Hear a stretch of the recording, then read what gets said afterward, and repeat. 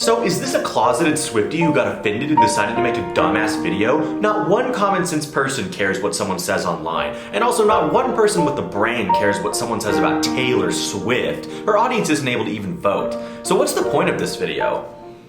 We're so back. Let's go.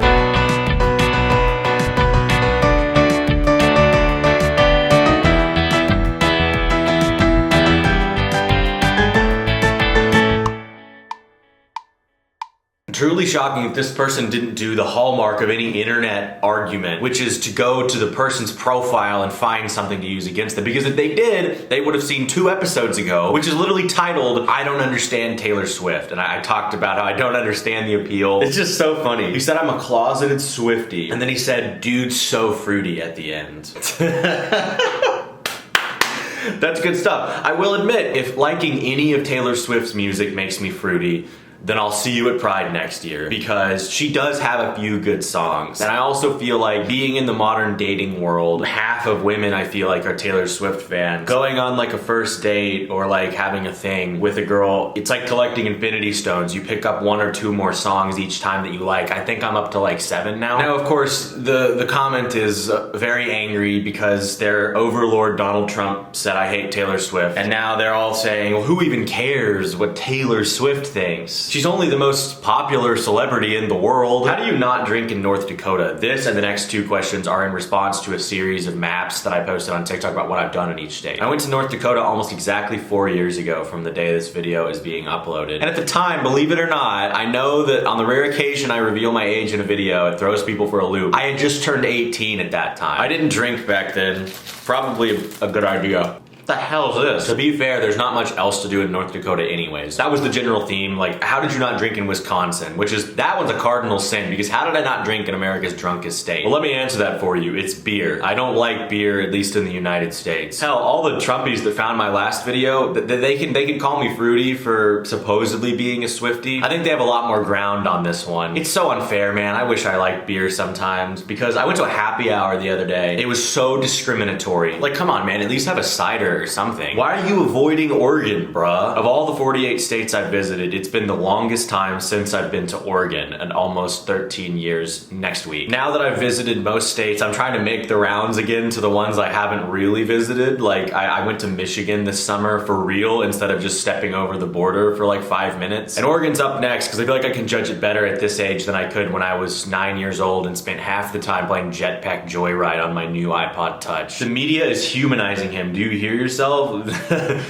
I didn't say that. What I said in my last video was that the media sanitizes Trump. People do not watch his rallies, they do not watch his speeches, they're not reading his troth essentials. They still think he's the same guy from 8 years ago, and he's not. He's completely lost it. The media, meanwhile, covers him as if it's the opposite. 8 years ago, he was kind of an amusing joke for everyone to laugh at when people didn't actually think he was gonna win. And now they treat him like he's a serious political candidate, even though he's just, as I said, an old man with serious mental health issues. In any given rally or interview or speech, he'll go off on some tangent for several minutes that's not coherent whatsoever. He won't present any plan, any specific policy, and then the New York Times will be like, Trump lays out his economic plan. If you think I'm exaggerating, please just watch a couple of his speeches. That's all you have to do. And most Americans don't do that, and that's why they think that I'm drinking the blue Kool-Aid, as one commenter put it. Hey kid, why don't we just find out? I know you might care what celebrities think. Any sane person does not. Oh boy, we got another classic right-wing talking point that I would have eaten up when I was 14. I used to love saying, like, if you're voting Democrat, you are brainwashed because everyone in academia and all the celebrities agree with you. But then I got older and learned some critical thinking and reasoning, and I was like, maybe there's a reason for that. I also love how they instinctually say no one cares what celebrities think as a talking point up until a celebrity agrees with them, because you see the way they eat up everything Elon Musk says. I also don't care. Like, it's another straw man argument. I don't care how Taylor Swift is voting. I had already decided on my vote long before that. Are you planning on restoring your Jax Films Fix Your Flags parodies? No. I can't believe that's what people remember me for. There's 110 episodes of Drawing of the Week, my flagship series from high school. There's like 96 episodes of this show I'm doing right now. But yet, the 3 Fix Your Flags parodies And the third one of those was a parody of a parody. Like, I was mocking myself in that video. I think I fixed enough. I think all the flags in the world are perfect, especially Palau. What's something you feel like if people did it in a different way, it would change the world and solve many of the primary issues that plague our species?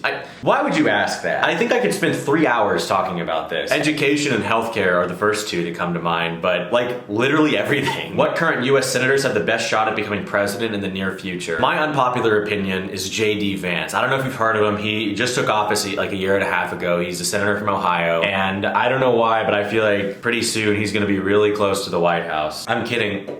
God help us though, seriously. I don't think that there's really any Democrats that have much of a chance. If Harris loses, then the 2028 primary is gonna be a free-for-all mostly of high-profile governors. And then if she wins, she's gonna get the nomination in 2028 too. So then we're talking 2032, and I feel like I don't even know who I'd predict at that point. I think on the Republican side, the only answer is Josh Hawley and then Tom Cotton, who's just Josh Hawley light. I can't believe it's not Josh Hawley. And finally, our last question, what happened to all your videos? Around 6 weeks ago, I finally made the vast majority of my videos private. I don't know why it took this long, but I can hardly watch most of them. In a lot of my videos, I was just airing it all out there. There are a couple where I cannot believe what I was saying in those videos. I've been told that I have a ton of lore. What I like now is for that to seep into my content just a little bit, but leaving a lot to question and being like, wait, hold on a second. Like, I'm very confused, but I'm intrigued. I was just saying everything. I used to do a video every New Year's Eve recapping every single thing I did that year. Like everything. And there was, in the 2020 video especially, I mean everything. And then it got boring by 2022 because there was a substantial part that I couldn't include. And even what I did made some people mad. And then in 2023, I didn't even bother making one because most of the things that were interesting about last year don't belong in a YouTube video. Ask some questions in the comments, and we're finally gonna make the home stretch to 100 episodes. I'm hoping to do it within the next 2 years. But then again, that's no guarantee.